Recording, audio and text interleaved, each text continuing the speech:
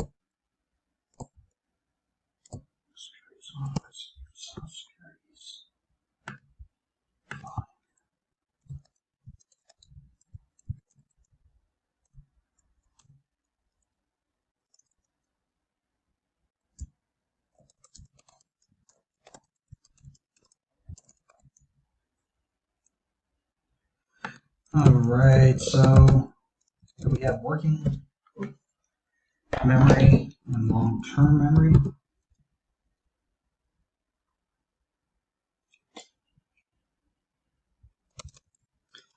So basic working memory is what I'm doing now. It's very limited. So I picture an construction worker and he's using kind of small equipment. It's very limited. Long-term memory, so picture like this giant with a beard because it's very vast and it's old. Um, Moving on from there, we have three different types of memory. So we have episodic, procedural, and semantic. So what I see here is, so I see myself on a television screen for episodic because it refers to information in your own life. Semantic, I see sailor thinking, sailor seaman semantic. That gives me semantic memory. Procedural, I see a bike, so it refers to knowing procedures. Moving on from there, we have coding and retrieval. So I see a coder on a computer. He takes like a giant hand and grabs a tree, throws it on the computer. Retrieval, coding, retrieval. Um,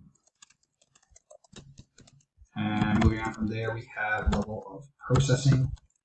So level of processing, the deeper we process information, the better we're going to do. So distinctiveness, the more distinct it is, the better. So see, read about the red-nosed reindeer. And then I see elaborations. I see Boris Conrad, who's a neuroscientist and amazing memory athlete. So half his face is black and white, the other half is normal. And then I see self-reference effects. So I see myself, and the example I always think of here is I refer to Alfred Adler's birth order theory, and when I learned this, uh, I could really relate to it, so it made it easier there. And then we have the encoding specificity principles. So if you take a bilingual person, let's say they know Spanish and know English, let's say they're doing this activity here, and they do Spanish words, and then they do if they memorize in Spanish and then try to recall in English, they would probably struggle. But if they did in the same language, even though if say they are same proficiency in both, they would still struggle if they try to recall in a different language. Moving on from there, so we have recall, recognition, and mental versus physical. So recall, basically what I'm doing right now, I'm trying to recall the information. So this is telephone. Um, Recognition. So a better example here would be when we memorize cards and we're trying to think of what it is, and then we get to the last few. If we're struggling on one, we might recognize it. Like, oh, it's six of hearts, and you see it.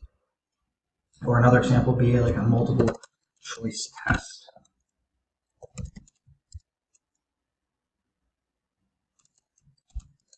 Moving on from there.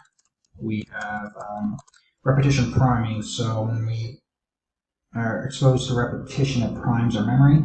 So I see somebody like priming a lawnmower, and then they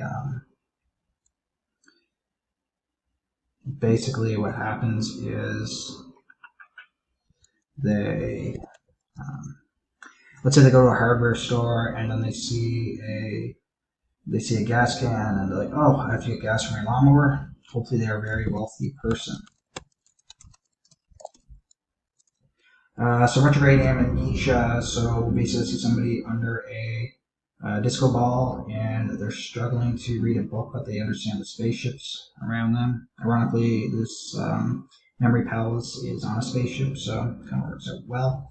Anterograde amnesia. Okay, that's Donkey Anniversary. So I see Ant-Man, and he gets hit by a bus, and a hippo falls out of his head, representing the hippocampus. So he is able to understand the book, but he doesn't understand the future. So he can't form new memories, but he still has access to those old ones.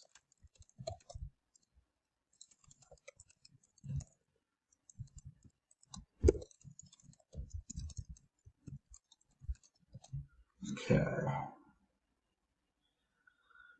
Now I have to think.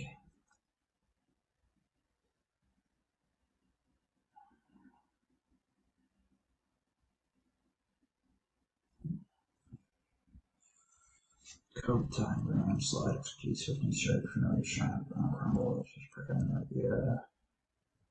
Cool, refine, over the cup, choose arranged density, tonsils, search, this all looks good, but I think I just a little bit too long. Working memory wasn't strong enough to get into long term here. I think I just a bit too long here on these ones, and I wasn't able to. I can't recall it due to interference, basically. Just trying to think. Sometimes I find these.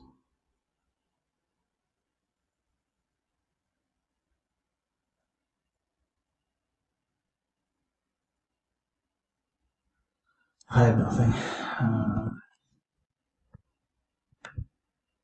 Yeah. Okay, 44 to 50, not bad. I had a really good memorization, so this was like Peyton Manning has a giant forehead, and there was like literally he was creating his own orbit. First and seed wasn't great, but commentator box, I should have cut that one. Okay, not bad.